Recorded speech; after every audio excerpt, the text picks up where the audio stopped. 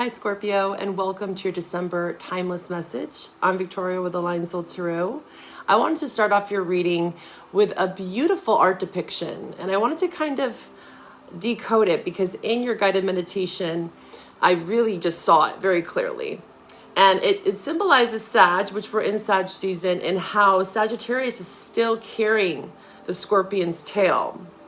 And this idea of the Scorpion's tail, right? And how it provides Sag and Sagittarius season for you fertile ground to really take the emotional awareness that was learned during Scorpio season and how are you applying it, right?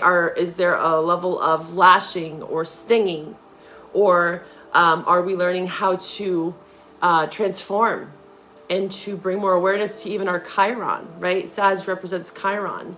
So this depiction really showcases the connection not only between both signs, but the symbology of your stinger, right? And the potency of this kind of transformation that is being carried out and onward into the next cycle. You just experienced your first solar return for 2025, not your first, but your solar return. And we are seeking deeper truths, higher ideals, philosophical exploration, especially when Mercury retrograde, which we'll talk more about. And I wrote this little poem for you because I really wanted you to understand this symbology. And of course, we're going to talk deeper in your channeled guidance. We'll talk astrology and we'll pull some cards, of course. So unlike the honeybee, the Scorpio can sting multiple times, because I was like, okay, does the scorpion die after they sting? No. They're immune to their own venom. And this is very interesting. How are others around you impacted by this venom, by this sting? Whether it's perceived as negative or positive, right? It's a part of your nature, much like the scorpion. It's just instinctual. It's a part of your DNA. And so this poem goes, a scorpion does not perish with the sting. Its power intact, a resilient thing. Unlike the bee that gives all in one, the scorpion endures, its work is never done. Immune to its venom, it carries no shame. For pain is a teacher, not a mark of blame. Dear Scorpio, remember, when wounds run deep, your strength lies in rising. Your soul does not sleep. When you've stung or been stung, don't dwell in despair. For your essence is growth, and your spirit is rare. Transformation is yours through shadow and flame. You emerge ever stronger, reborn in your name. Now let's get into your reading. Hello, Scorpio. So yes, the symbology behind this, I had to share that piece with you. It was very strong in your channeled messages, and it just kept kind of lingering, that image. And I thought it was so beautiful, the many different art depictions that we can find in mythology and in history. And that really rings true because not only does it kind of connect to Vedic astrology, which if any of you know about Vedic, it's usually about approximately a month behind. And so some might say that, say you have a Western Scorpio sun, it'd be interesting to look into your sidereal Vedic astrology because most likely you have more Scorpio than not, depending on when you were born, right? But this is something to ponder and something that's coming up for you. And also just in general, learn from thy neighbor, especially since you just had your solar return.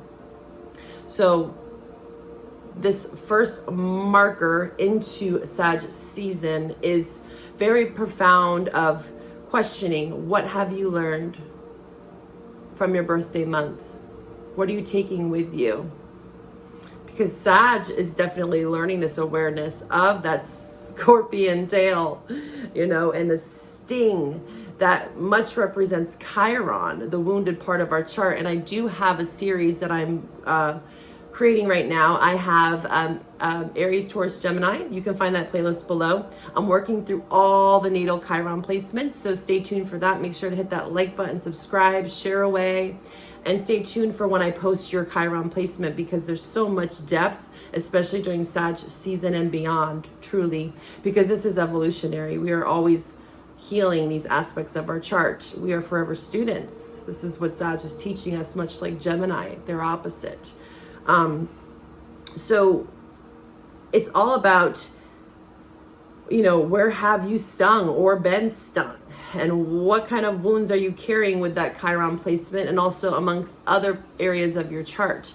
I offer birth chart analysis as well. So if you really want to get in touch with these parts of your chart, or just more detail on your Chiron, again, I have that free series here on YouTube, but I do also offer a Chiron tarot spread, okay?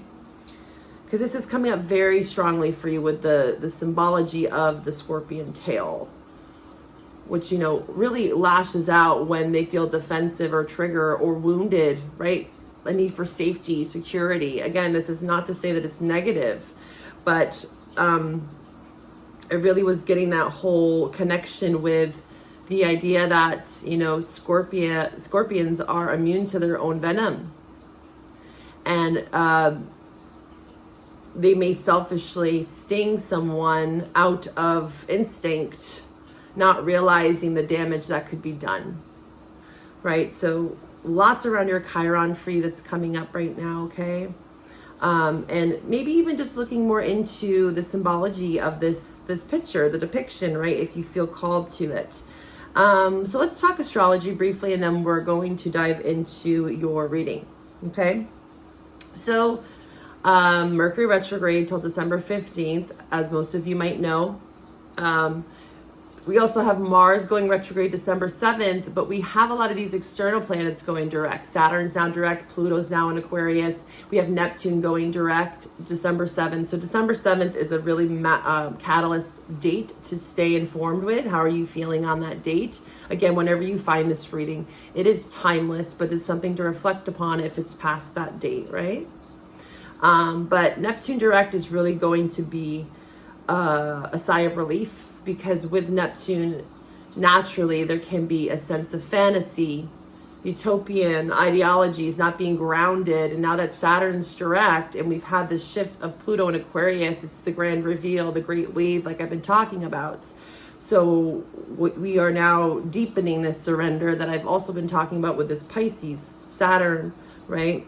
Also, Neptune is in Pisces as well. So both highlighting your fifth house, okay?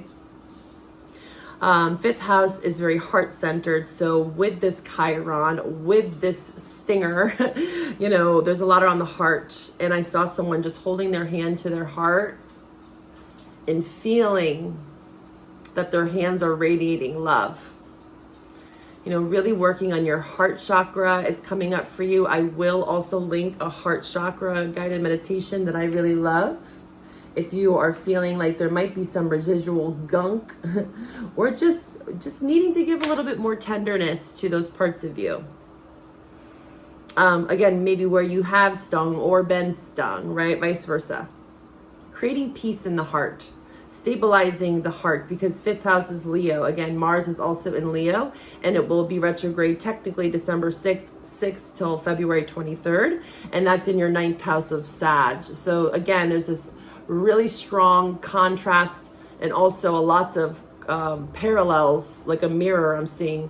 And interesting that Sag in their November reading was a lot around mirroring. So you're going to have Mars in Leo, retrograde again in your ninth house. So I really feel like Sagittarius season is a ripening and a healing around the heart especially. Okay. But the fifth house is not only heart-centered Leo, but it's all about creativity. So this is about creative ways to heal. It might look different than the normal. Of course, there's breath work, there's Reiki, there's Tarot, there's divination. I'm being guided to tell you there's another way. And the fifth house is about exploration of the heart, deepening awareness around heart healing. There might be something else that you have never done before. You know, maybe you've checked off a list of different modalities and there's something else there for you with this retrograde energy, because retrogrades are about reflecting, looking back, what's hidden, what have I missed, right? Neptune direct will also pull the wool from, like the veil I'm seeing, you know, pull the wool from our eyes, the sleepies. We're like, oh, we're awake now. Okay. Especially if you have Pisces in your chart, any water, really. I know if you're watching for Scorpio, you most likely have Scorpio somewhere. But again, cross watchers, you're welcome here as well. Also, where you have Sag and Leo is coming up strongly as well, to take a look at that. And of course, your Chiron. Okay. So yes, let's dive in here. Pluto in Aquarius is also 4th house. And this is also what's hidden within the home. This can talk about changes around the home, relocation, but it also can talk about what's been hidden from the past. 4th house is Cancer. And we will have this dance between Mars and Leo, Mars and Cancer. And when we get there, we'll talk about it. February 23rd, it will go back into Cancer, okay? But until then, you have this 9th house transiting 4th, 5th. Okay, lots around family for you, Scorpio. And this could not necessarily be immediate family. Say you have children, then that could apply. But for some of you that don't, or say you don't have a mother or father, or there's a mother or father wound, right? The 4th house is definitely going to highlight that. And that can be where you have to really work on your heart and forgiving the past, you know, validating those experiences that have been a part of this Chiron journey of yours. And getting more clarity, I see this month for you around matters of the heart, okay? I wanted to read about the Sabian symbol for you around this 1st degrees of Sag. And this is the keynote I'm going to read to you. And it says here, the will to reaffirm the value of the struggle upon which civilization and group achievements are founded. So it talks about army veterans, people coming home from war, kind of symbolic to Chiron, right? And having this sense of camaraderie, like group support. So this could talk about leaning on others that have been through the same struggles or strifes as you, right? Talk therapy, you know, sitting around the campfire, the war stories, and they'd share their struggles. And also in that, there is this taste of trauma bonding. And if you don't know what that is, it's like the perpetual state of victimhood. Yes, there can be bonding and shared empathy with those that have been through the same struggles as you. But this is where Sag represents Chiron. Is like we don't have to stay stuck or stagnant or fixed to our Chiron placement. It's meant to be healed. It's meant to be explored. So through talk, yes, we can release, right, that sting or the need to have to sting even, right? And then things are less triggering.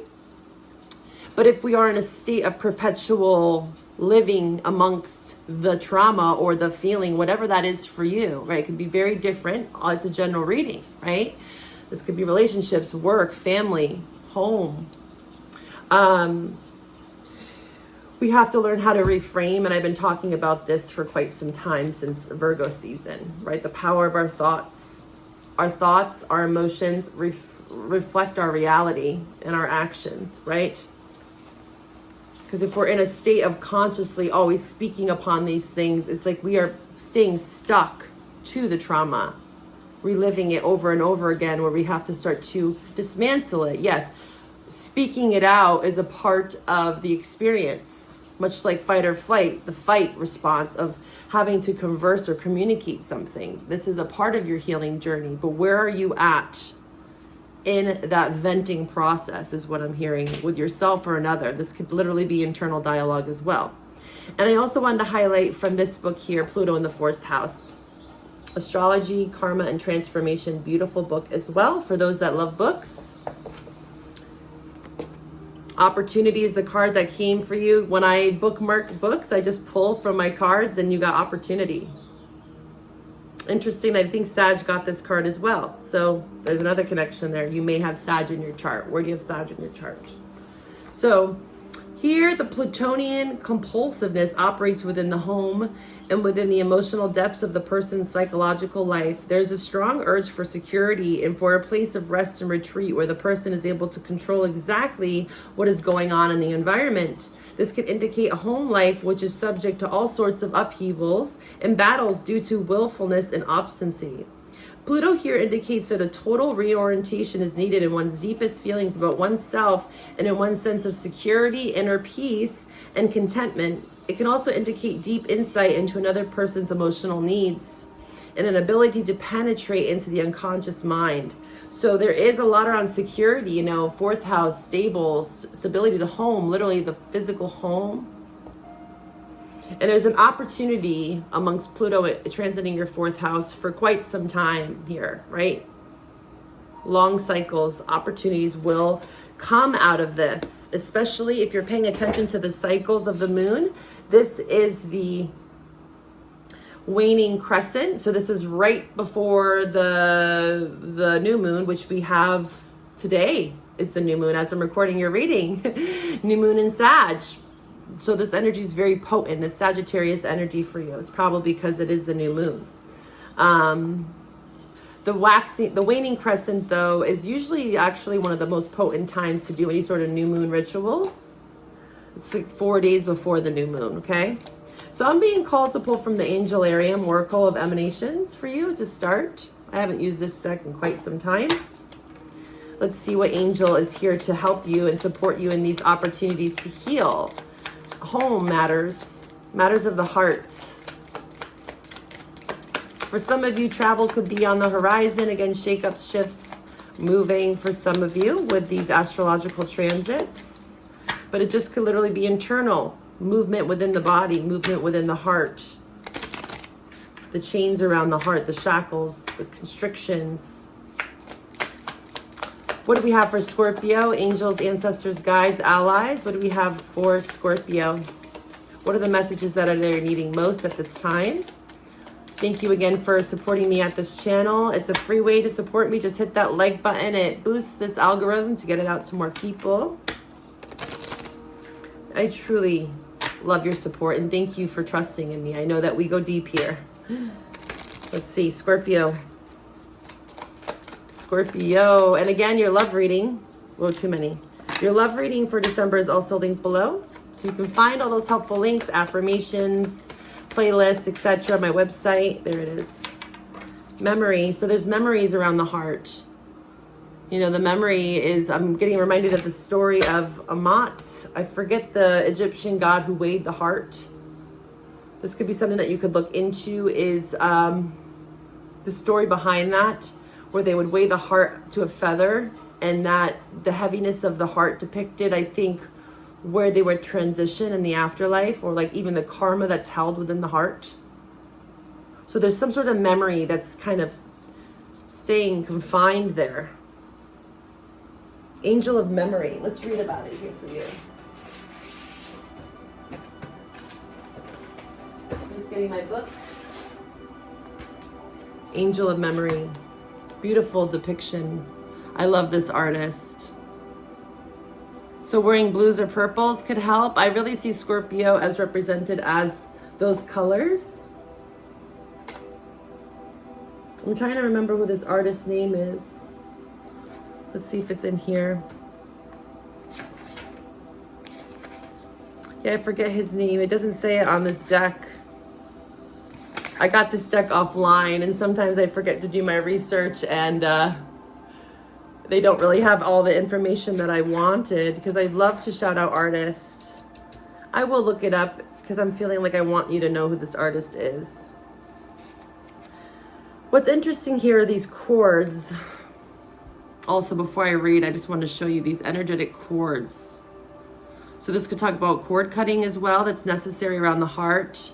And when we imagine cord cutting, we don't do it from a place of hate or malice or that stinger. We're doing it from a place of forgiveness, because most people don't realize is that when we cut cords, we also are leaving an open wound. Much like we see in this person's face, they have no face. They literally have left an open hole. So there's something about a portal, or like when you do cord cutting, make sure that you're also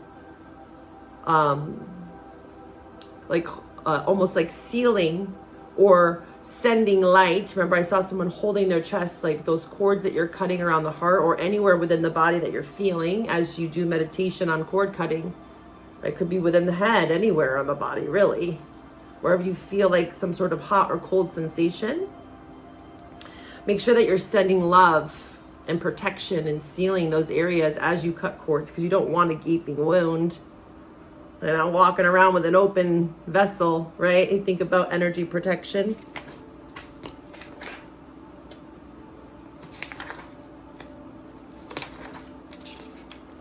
Okay, so eternally lost, Zachriel, carelessly wins and unwinds the threads of thought. Memory has no worries or concerns. You are safe to wrap yourself in the bands of time gone by as well. It is warm and safe within the fog of Zachriel. All you knew greets you, welcomes you, longs for you. The power of remembrance is balanced by the power of forgetfulness. Pouring memory into the cup of forgetfulness makes room for new memory. Zachriel is the angel of all memory, even memory lost. If you take something with you, you must also leave something behind, a knot, a loom, a maze. So whatever you're taking into your solar year, right? You're just starting off on a new cycle. This is something to ponder. What are you taking with you and what are you leaving behind as an offering of sorts? Interesting. All right. And there is interesting colors here. Both of these have the same colors. So purple and blue are very much powerful colors for you. I'm also getting reminded of the violet flame meditation that you could do. This is another way to heal some sort of energetic blockages around memory so that you can create more opportunities for yourself to create new memories is what I'm hearing. All right, let's pull from the Fountain Oracle. Let's pull some tarot messages. 9 of Cups. Yeah, happiness. Focusing on healing, forgiveness. That's Pisces energy, 9 of Cups. Pouring into oneself. There's something around memories that need to be let go of. Cord, again, cord cutting. But again, sending love and forgiveness to those parts.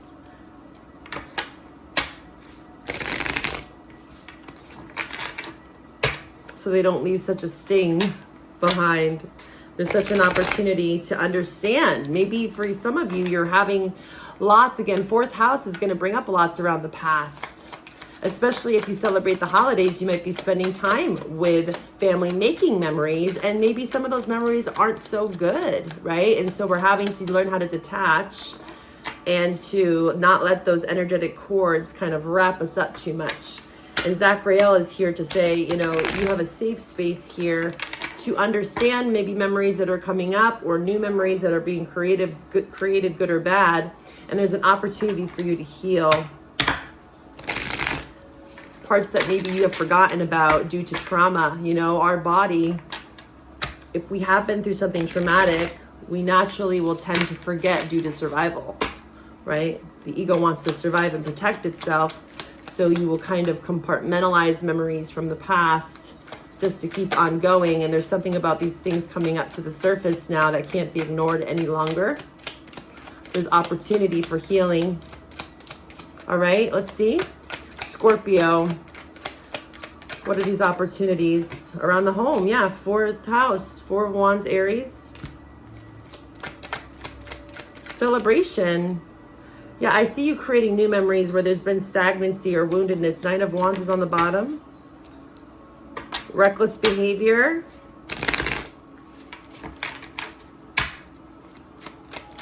Forgetfulness for some of you. Maybe you're feeling a bit detached. Mercury retrograde can do that, where we can feel a bit scattered, especially now Mars is going to be going retrograde. There's a bit of aloofness, being more clumsy. But the 4 of Wands is very established. There's people here celebrating in this card. These beams of light and joy. Creating a structure, form, roots. This is also ancestral roots. Knight of Swords, yeah. King of Cups, male or female. Beautiful. Lots of emotional depth and awareness. There's a lot of thoughts coming in, Knight of Swords. I feel like memories. The Knight of Swords is connecting to memories. It could be memories of past relationships or relationships that you're currently in, especially within the home. Right, family, friends, lovers. You could also be dealing with an air sign, water sign like yourself, or Aries. Let's see here. Who is this King of Cups? Why is this King of Cups here for Scorpio? Again, these are more self-focused, so I always reflect back to you, but I want you to also think intuitively who these people could be in your life, okay? So the King of Cups is clarified by the Ten of Swords. So yes, there's a lot of emotional pain that's being healed. I love to see this King of Cups upright because it's showcasing a desire to heal, a desire to understand that yes, there has been a lot of pain. There's been bereavement, sadness, grief, even a level of betrayal here around commitment, Hierophant, right? Four of Wands could definitely talk about marriage, you know, conflict with marriage even, but there's something coming to balance here with these upright for sure. Memories, opportunities to potentially heal some of this betrayal for you this month. Okay, Scorpio? This could also be healing around a father figure, right? Because the fourth house can talk about family. But the Hierophant also suggests beliefs in general. Because this is those beliefs that weigh us down. You're at the 10 though. Because swords are about the mental space, right? So there's some sort of story or narrative or emotion or feeling that is keeping you feeling maybe stuck in the Ten of Swords, or maybe you are breaking free finally, because there is a lot of positive insight here. Knight of Swords, Four of Wands. There is a level of reprieve and relief coming in for you as you see it more as an opportunity to grow, but you have to see that for yourself. It's a belief, Hierophant. Believing in oneself, taking the spiritual wisdom and knowledge that you have gained from your life experiences, especially amongst relationships, and using it as a catalyst, Knight of Swords, to your growth, where you are being ascended into new heights of awareness, new spiritual beliefs, new ways of healing the heart, emotional awareness and intelligence here with the King of Cups. Also asking for help, Four of Wands. There's help around you. There's community. And also celebrating your small victories here. All right, let's get a moonology. Your dreams need a practical plan. Your opposite Taurus, again, around that full moon, there could have been some sort of plans here that you had to make, work related even. Your hard work is paying off. So it's looking like for some of you by Capricorn season, whatever sort of practical plans you're making now, which retrogrades are a perfect time to do that. Your hard work will pay off, if some of you were wondering about that. So if, say, you're working on a lot of healing emotional pains, right, around marriage, around the home, around relationships in general, memories coming up, there is healing here for you. It does require you to step more into your North Node here. You got to step out of your comfort zone a bit. Again, like I was saying with the healing modalities, it's like trying something different, breaking out of a routine, breaking out of a norm, right, that maybe you've always done. And now you're like, whoa, there's a new way, there's a better way. There's people around you that do want to help you. There could be also teachers or mentors, therapists. The Hierophant can talk about a spiritual advisor that is assisting you to work through some emotional blockages, like past painful memories. There is swift change here if you want it. Again, your hard work will pay off. Whatever work you are putting in, there is opportunities for growth, but it does require you stepping out of your comfort zone, dear Scorpio. It's here for you, though. You have to take it, though. Much like any ace, there's potential. There's free will as well, right? We can choose to stay in our south node where we continuously sting and sting and sting. And then we, although the venom doesn't necessarily, it's you're immune to it, Scorpio, you start to realize that you might be losing great opportunities, Four of Wands around you. It could be destabilizing, right? Because it's like putting boundaries up. I see someone, you know, that's Scorpion. The more that you project and sting, you know, due to your own woundedness, your own hurt, right? Hurt people type of thing. It only pushes people away, good and bad, is what I'm hearing. So understanding why you stung in the first place is really the true healing here. The memory. Where did that first sting hit you in the first 7 years of your life? And where have you carried that along in your journey, Scorpio? It does require you stepping out of your comfort zone a little bit, and a lot around cord cutting. All right, we're going to take this over to the love reading. What a beautiful reading, Scorpio. Always so deep, transformational energy here for you. We're going to see what signs you could be dealing with in love. And again, the link for your love reading is below. Let's see, Scorpio in love. Scorpio collective, my Scorpio viewers. What do we have for them in love in regards to love? What signs? Mars, Aries. Yeah, we saw the Four of Wands. So Aries and Scorpio. You also govern and rule Mars. So where Mars is in your chart, please look to that. There's going to be a lot for you there. For some of you, you may have Mars in Leo or Mars in Cancer, and that's very prevalent for these times. Pay attention to your Mars. Number 17 could be of significance for some of you. Also the number 5. 17, 5, 8. Gemini. 3, Jupiter and Gemini. Yeah, there's something about Jupiter and Gemini and also Pluto changing over that. Okay, when I look at love in general, these could be signs you're dealing with, Sag, Scorpio, right? But it's also transits. If you don't know what transits are, I do offer 6-month transit readings. So this could be talking about Gemini season, end of May, June, or just Jupiter in Gemini or Moon in Gemini. You could be dealing with someone that has Jupiter in Gemini or Moon in Gemini, but Jupiter is in Gemini currently, and it is retrograde, okay? And also Aries, yeah, strong Aries here for you. I saw that in the Four of Wands. What I was saying about Jupiter and Gemini is that it will be stationing direct. I can't remember the exact date, but this is a date to look towards. I think it's in February or March. But anywho, it's going to be staying in Gemini until October, okay, of 2025, and then it will move into Cancer. All right, one more card for signs that Scorpio could be dealing with in love. This could be, again, placements in your chart or theirs. Whoa.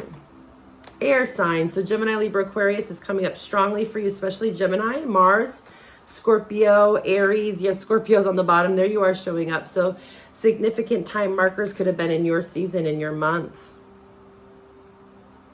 There we go. We're going to take this over to your love reading, and we're going to see how these energies are affecting you in love. I hope to find you over there if this is where we part. Bye for now, Scorpio.